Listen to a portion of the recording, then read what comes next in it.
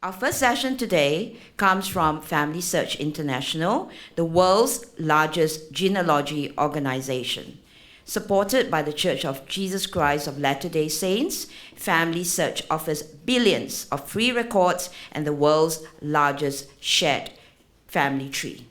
Speaking today is Mr. Brian Edwards, Portfolio Director, who has overseen FamilySearch's product strategy across Asia and the Pacific. Brian brings decades of experience in making genealogy accessible to global communities. In this opening session, Start with What You Know, Brian reminds us that the best place to begin isn't in the archives. It's with our memories, conversations, and family stories. From there, we build outward. Let's welcome Mr. Brian Edwards.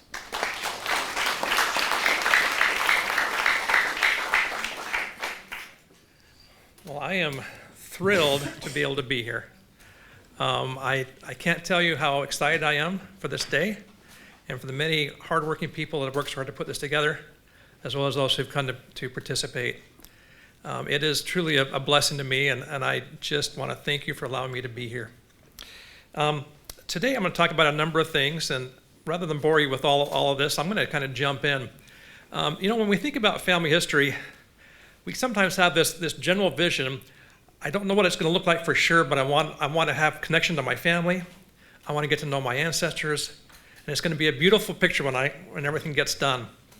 Now, years ago, I worked for a software networking company, or a networking software company, and they had what I still think of as perhaps the worst advertisement in the history of tech advertisements, and that was my own company, by the way. So we had different divisions. And I was in the networking software division where we built the networking software. There was a separate division, and their job was to sell training and education for our software. So since they're focused on trying to sell their education, and I don't have the exact pictures, but you'll get the picture in a second. They first of all showed a very amazing, beautiful jet. It was beautiful to look at, walk around and see this amazing jet, and to see that. And they said, this is what you think you're buying. And then you buy it and you get this. and their job was to tell you it was so complicated, you have to buy our training, you have to pay for education, which probably sold more education for them, but certainly wasn't the best reflection on us.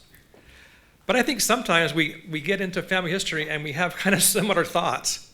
I know I want it to be a beautiful experience, but maybe it's overwhelming. I don't know where to start. And we begin to have doubts. We begin to have questions about that. And we think, well, I don't know if my ancestors have records. And if they are, I don't know where the records are. And I'm not sure if I can read those old records. I don't know if my language skills are strong enough. And am I going to have to travel to that foreign country and figure it out? Or can I do this from a distance? What do I do? And when I do find things, what am I going to find? Is it going to be exciting or boring? Is it going to be sad? What's it going to be? I don't know. We begin to have doubts about this. And I just want to say, it actually is a beautiful journey. If we start little by little and we say, where do we start? Well, as was discussed, we start with what we know. So we'll have other discussions about Chinese Jiapu, about finding your records, about archives, about other exciting things, all sorts of things you can do, but just start with what you know. Keep it simple. Write down what you know about your ancestors. Begin to record their names, dates, places, and relationships. Now, don't worry if you don't know it all, because that's why you're starting this journey. Just start with a little bit you know. And it helps me sometimes when I'm thinking about things to think, well, let's see. I remember going to her 90th birthday party, and I think I was about 30 years old, so that would put her birth date about here. And you begin to say, and I think she was from this area, and you begin to put down what you think you know, and you work on that. And so we work on the documents, the names, dates, place. We document these names, dates, places, and relationships. We begin to put that together. And then when we exhaust that immediate knowledge, we can look around the house, or look around our parents' house or our grandparents' house if that's still available to us. We can look for old letters or photos or newspaper articles or things that might also help fill in blanks. this is a process of discovery that can be an awful lot of fun as you start to dive in and understand this. But as you get into this, don't get so caught up in the names, dates, places, and relationships that you forget that family history is, at its root, it's about people. It's not so much data, it's people. It's relationships. It's who we are and who they are. It's our relationship to them. It's what they've done for us and what the opportunities they provided to us. And so as you start to think about them, yes, names, dates, relationships are great, but begin to ask yourself, well, what was their life like? What did they do on a day-to-day basis? What life experiences did they have? What was their occupation? What were their hobbies? What was important to them? And begin to ask those questions and try to understand them as real people. By the way, these are real people I'm going to talk about today, but I used AI just so I wasn't using their photo without their permission, so forgive the AI nature of this, but these are real experiences I had. But I was in Ghana, Africa. So FamilySearch has a global reach. And we go around and we gather records from all around the world. And I have had a chance to go to a number of places and meet with people trying to do their family history. And I was in Ghana one time in Africa. And I met with a lady, and she lived in a small, modest home, but nice for the area. And the walls were this beautiful blue color. And up along the top of her ceiling, she had gathered photos of her family. And I talked to her about that, and she would show me a photo and say, in this case, this is my mother. And she'd tell me about her mother, and I could see the love in her eyes. See, family history is really about memories. Family history is about relationships. Family history is about the love we feel for people, or getting to know people and gaining love for them as we get to know about them. I was one time in Malaysia. I mean, with a lady whose ancestors came from India. And her husband had passed away. And in her living room was almost what I might call a shrine, if I can say it that way. She had this area with photos of her husband, photos of their family, photos of times when she was with her husband, her kids were with her husband, and she always talked to her kids about her husband and what he meant to them. And she was making sure that not only she knew about her husband and her kids knew about her husband, but her grandchildren and eventually great-grandchildren would also know what a great man he was. This is how she preserved his memories. And as she talked, I could feel the emotion in her loss, but I could also feel the great love and pride she felt for her husband. And that, to me, is family history. So as we go to gather information and names and dates and places, also look for the photos and the stories. Also look for who they were. As you talk to other people, learn about who these people were. So we're going to talk a little bit about the process here, and I hope I don't have too many technical things in here, but I had to show you just a little bit of screenshot to give you a feel for this. Because as you think about preserving your family history, you start to say, well, where should I put it? What should I do with it? And certainly at the start, it might be easiest to use a notebook and just write things down. But for me, and perhaps I'm a little bit more forgetful, I always worry I'm going to lose the notebook. Or it'll get misplaced or it'll get messed up. You might use an online word processor, but what I found works best to maintain all this information over time is an online family tree. And so I want to talk a little bit today about the FamilySearch family tree. And know that it doesn't have to be FamilySearch, it can be other places. There are lots of great websites out there. But I love having it online because I know I'm never going to lose it. And I love having it on FamilySearch because it's, first of all, completely free. There's no free trial. There's no, give us your credit card, we'll bill you later. There's none of that. And we're not selling your data to somebody else. We're protecting it for you to use to record your family history. And along with that, we've got billions of records from around the world, Chinese Jiapu and Zupu. We've got records from Korea. We've got records from Africa, all sorts of different things as we gather things up. So I'm going to talk a little bit about this process of building a family tree. But first of all, I want to let you know as well that FamilySearch, as we try to assist the world with understanding and getting to know their ancestors, currently we're in 47 languages. I hope I counted that correctly. I was counting it last night to make sure I had that number in my head. But it's in 47 languages. I couldn't even fit them all on the screen here. And so you can choose whatever language you're most comfortable with, whether it's English or Chinese or many, many other languages. There's a good chance we may have you covered in this process. So I'm going to go ahead and walk you through the process of starting a family tree. So when you first start on the website, you create an account, you log in, and we're going to have an invitation to build your family tree. Now, the exact UI might change over time as we test different ways to make it easier for people to try, but I'll show you a current one we have on the website right now. So I choose to go ahead and build my tree, and it pops up and it says, okay, I know what your name is. Let me ask about your mother, and let me ask about your father. And it sets me through bit by bit. Now, by the way, I'm also going to tell you that because this is a public presentation, I didn't want to give away my parents' information and so forth. So living people, I've got kind of grayed out or very little information about them. In my real tree on FamilySearch, that's actually kept private to you. So it's not shared with the world for living people.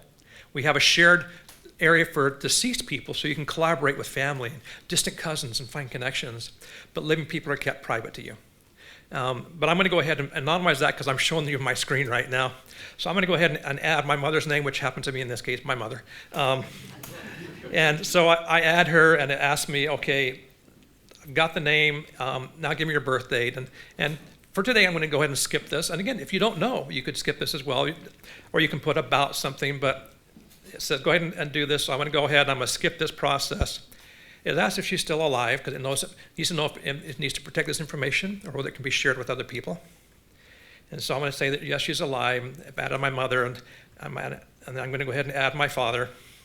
And I'm skipping through a little bit of screens, but you get the idea. They just walk you through step by step, bit by bit, to start to document who they are in terms of names, dates, and relationships.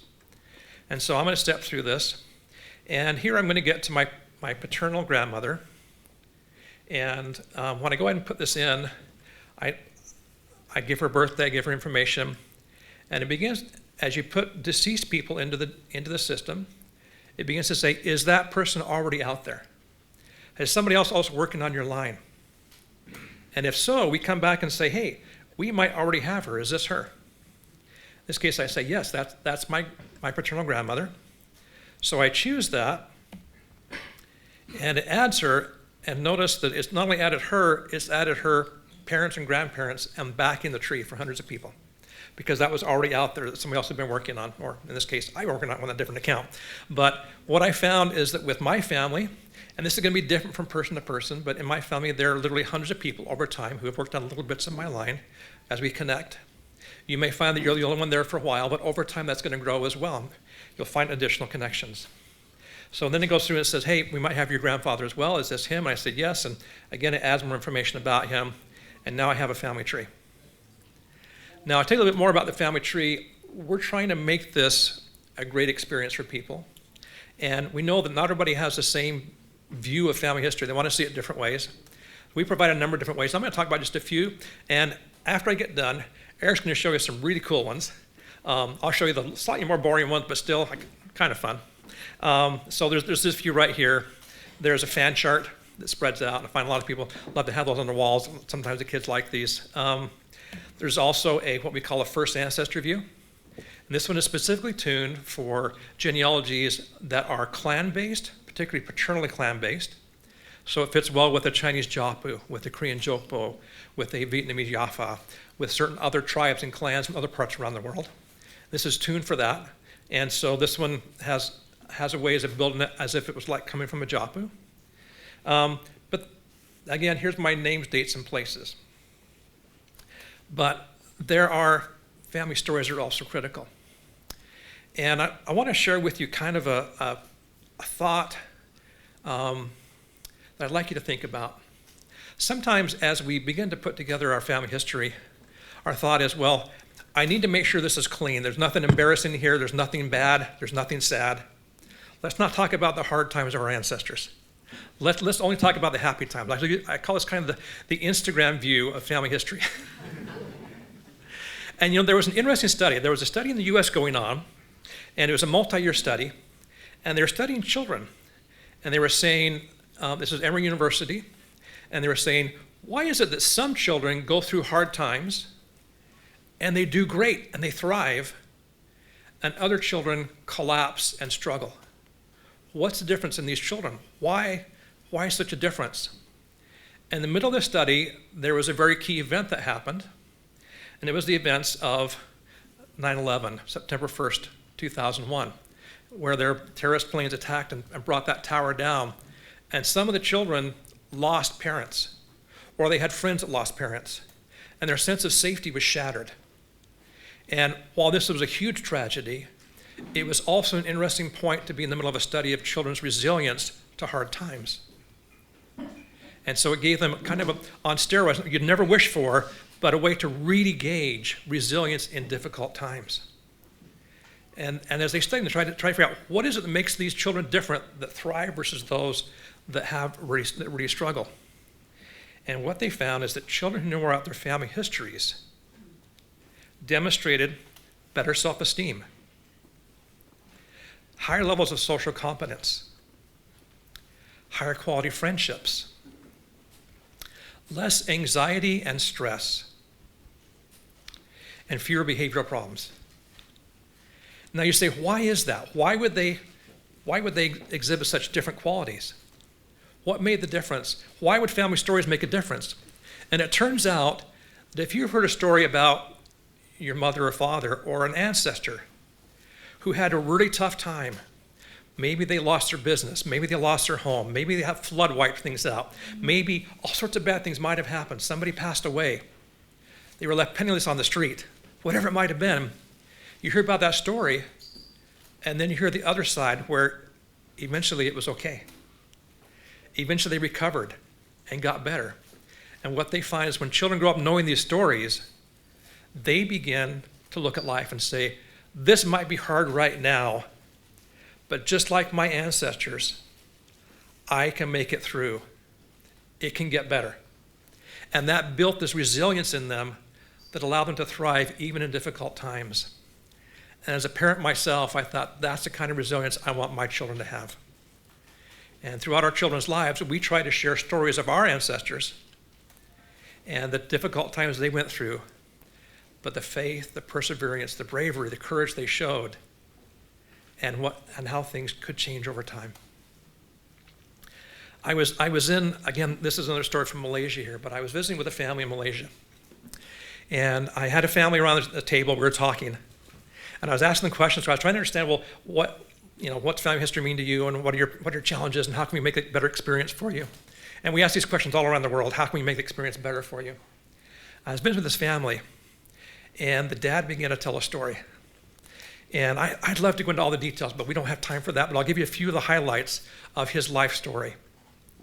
He grew up, and when he was a very small child, his mother abandoned him and his dad and his brother, and she left and said, I'm never coming back. I don't want to be a mother. I don't want to be a wife. And she went away. And he was, as a small child, I think somewhere around a year or so old, a year and a half old, was left with his dad and an older brother who was about 2 years older than he was. And the dad struggled. The dad needed to work hard every day, sun up to sundown, to provide food for the family.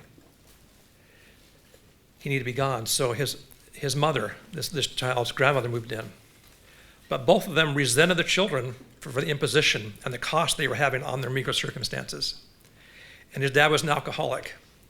And so his dad would come home at night angry at his children and often beat them and often send them to bed without food. And both the grandma and the dad would leave during the day. And so from 2 years old on, this little 2-year-old was wandering the streets looking in garbage cans for food because he had no food otherwise. And when his dad got home and his grandma got home, he didn't know if he'd get some food or if he'd get beaten and sent to bed without food. And he grew up in that kind of environment. And so in that environment of no love, abuse, all those sorts of terrible things, he ran away from home and began to live on the streets. And over time, he began to look for odd jobs and look. First it was beg for food and steal something, whatever he could to survive. And then little by little, he started getting jobs, started working, and started building skills up. And again, there's lots of fantastic experiences here, but it was a really, really rough upbringing. And so I can't imagine, well, I can't imagine perhaps, but this is certainly one of the saddest stories I've heard personally myself. And Then he talked about how eventually he got a job, and he got a second job, and then he began to make something of himself, and he began to get some vocational skills. And little by little, things got a little bit better. And then he met his now wife. And in trying to provide for his children, he was working 3 jobs. He was a tax driver, and I can't remember 2 other jobs. And he explained that he did that because he didn't want his children to suffer the way he suffered. He wanted them to have love, acceptance. He wanted them to have a good education. He wanted them to have the technology necessary, computers and internet and so forth, that they could do well in school, they could get a good education and be better than he was.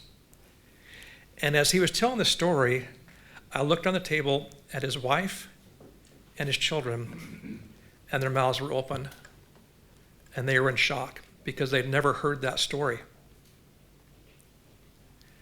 And I asked him, I said, have you ever shared that story with anybody?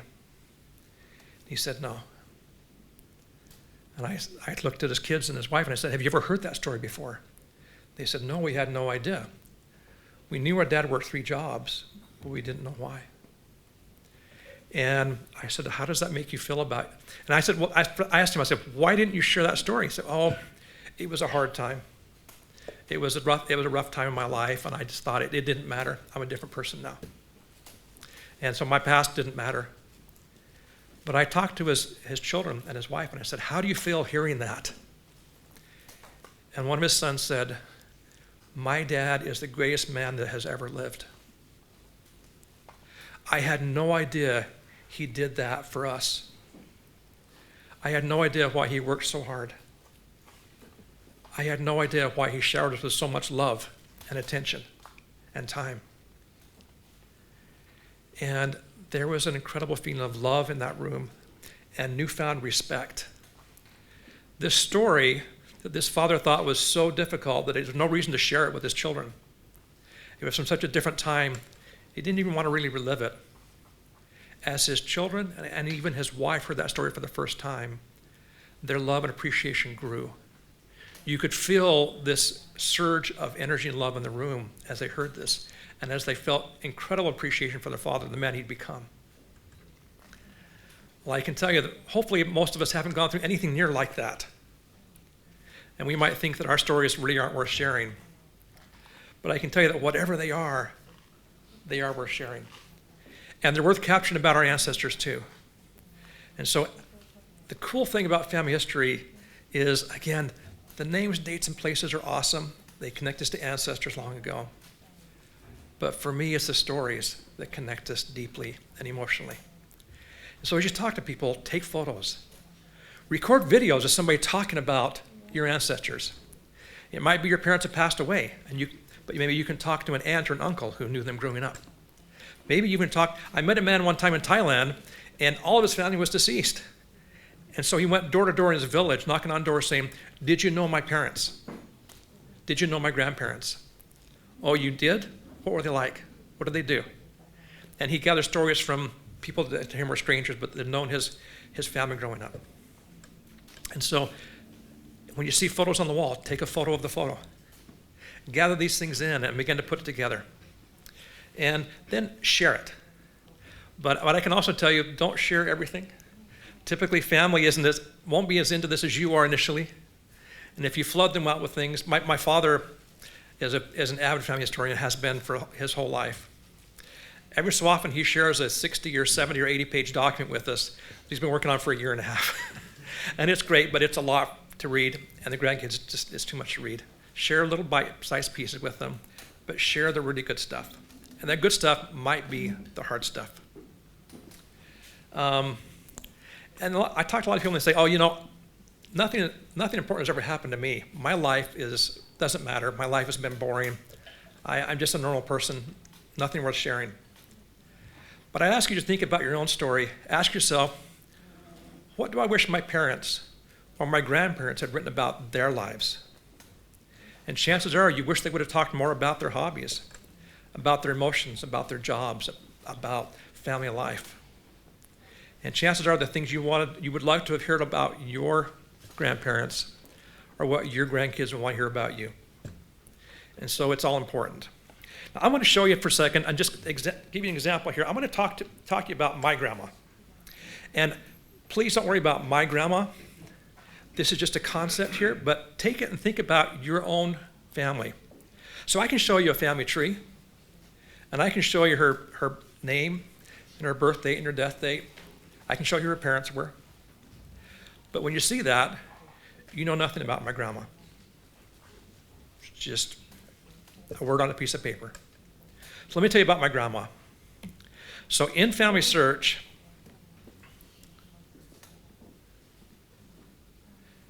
in FamilySearch eventually, okay, I and others have been collecting photos and stories about her life and putting these things together. And so I want to talk about who she is as a person. So my grandma came, she was number 5 in a family of 8 children. She married a farmer. And that farmer, and they grew up and they lived on a farm together. And that farmer later sold insurance as well to make ends meet. Because in Utah, you have growing seasons in the summer and then seasons in winter when nothing grows. And so he was an insurance agent when he couldn't farm. And they grew up on a farm. And they eventually had 7 children of their own. But she had some really cool things about her. She was an actress. You see this first picture here, as a little child, she loved to dress up and act in plays. And that acting in plays never went away. When I knew my grandma, every summer she'd put on a theater for all the grandkids to come participate in. And she'd have dress-up clothes for us, and we'd dress up and we'd act out nursery rhymes and stories. And she would always dress up for us as well. But this tiger outfit, that's my grandma to a T. She had a society called the Red Hat Society. They would wear silly red hats and go out to dinner together. And this is a combination of the Red Hat Society luncheon plus Halloween. So of course she was a tiger with a red hat on. That was my grandma. And then I found out something after she passed away. I found out that when she was early in her marriage, a visiting talent scout from Hollywood spotted her in a play and invited her to come to Hollywood and be in movies. But my grandma turned him down. She said, I love to act, but my first responsibility is to my family. I'm not going to leave my family. I'm not going to leave my husband behind. I'm going to stay here on the small little farm, in a small little town, and be with them. And she made that sacrifice. She was also a singer. She was a poet. She was a musician. I grew up in the small town. They would have a parade every year. She'd be on the back of a truck with her band playing saxophone as they drove down the streets. I realized I don't have any pictures currently of her singing. I've got to find some of those pictures. But what I do have is I have some recordings of her that I've uploaded to FamilySearch. And you can upload these after the fact, or you can actually use the app and record it live. And this one is of her and her husband. They would go around and they would be asked to sing at weddings. And she'll see her husband would go sing love songs at weddings for people in town. For her 90th birthday, she played the saxophone for us. And here she is on her 90th birthday playing saxophone, playing songs from Broadway for us. She actually was in a singing group. She retired at around the age of 89 to 90. She was in a band, and she stopped doing that around the age of 92 or so. But she was into music her entire life, which, by the way, that's why my mother was into singing too. My mother was in a group with a radio show and everything else growing up, and we got that from her. Okay, I don't have all the talent my mother has, but my mother got that from her anyway. But these are some of the things that bring her to life. These are some of the things that make her a real person. These are some of the things that I think will be meaningful to my grandchildren, and I hope my great-great-great-grandchildren. And I want to capture those before they disappear. So as you think about this, I debated whether to tell you or not, but I'm going to tell you one more story, if I may. And this one is a little bit sad, but it's also been something that's inspired me for a lot of years. So when I say you'll never regret starting early. So when my wife's grandparents were 95, we said, well, we don't know how much longer they're going to be here. We need to go record their stories. And so I think about 93 at the time, maybe, perhaps. But we went and we got some video recording equipment. We made a list of questions to ask them. We sat down and we set up a little, mini budget studio in the living room. And they sat on the couch and we got the recorder going and we'd ask them questions about their life. And what was life like here? And how did you meet? And what jobs did you do? And where did you live? And what was your family like? And all those sorts of things about who they were as individuals. And we had such a great time. And then we went back to my wife's parents' house, and my wife's father began asking us about how it went. And it made him think about all the things from his life. And he began telling us story after story after story. And he shared stories until about 3 a.m. And we eventually said, well, maybe it was time to go get in bed. And around 2:30, 2:45, I thought, oh, I could have been recording this. And we were really tired at the time, I'll be honest with you. I said, oh, I should have been recording this. And my wife's father said, it's okay, we've got lots of time. We'll do this some other time, we'll record it later. So we went to bed, and the next morning, I remembered bits and pieces of those stories, but I was pretty tired. And so they were a little bit fuzzy, but we knew that we could get together again soon and record those. And unfortunately, out of the blue at age 58, he passed. He was working to help a neighbor, lifting a lot of heavy furniture and pianos and things like that to help this neighbor move, and he had a heart attack and passed away. And so that time that we were worried we didn't have with my wife's grandparents in their 90s, we had a few more years, although the memories were starting to go. That time with my father-in-law that we thought we had years and years and years together suddenly was gone. And I tell you that not as a sad story, but that's a story to me that inspires me. That as much as I regret that I didn't record more sooner, even that we didn't record my wife's grandparents when they were in their 70s or 80s instead of 90s, when their memories were even fresher. And I wish I would have gotten more stories from my father-in-law. I do remember those stories, and I'm grateful we had that chance to talk about those stories. And it inspires me now to say, the thing I need to do is not waste time. I need to gather the stories now because I don't know when they're going to disappear. And so I tell that to you not as a sad story, as a story to say, start where you can. Start simple, start small, but begin to gather information.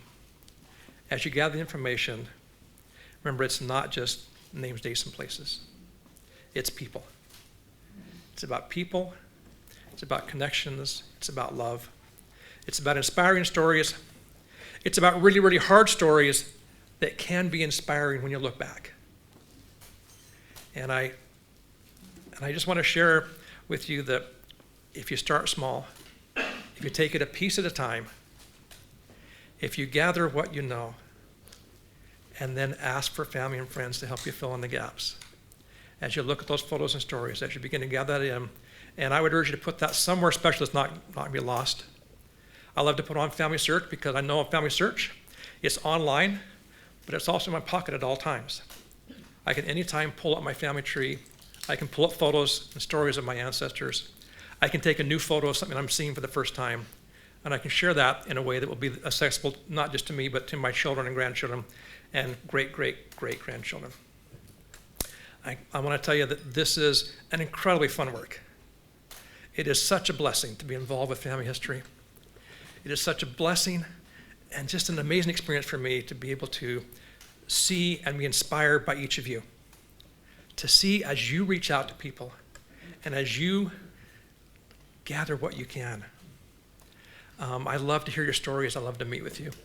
And I, again, want to thank you so much for giving me the opportunity to be here with you today. Thank you very much.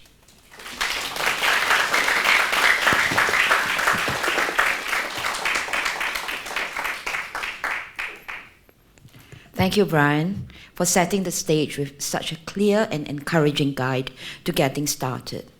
And for the very touching story about the father in Malaysia, made me tear. And I'm sure it made all of you tear. And I love your grandma. She's so full of life. And I'm sure very much an inspiration to you.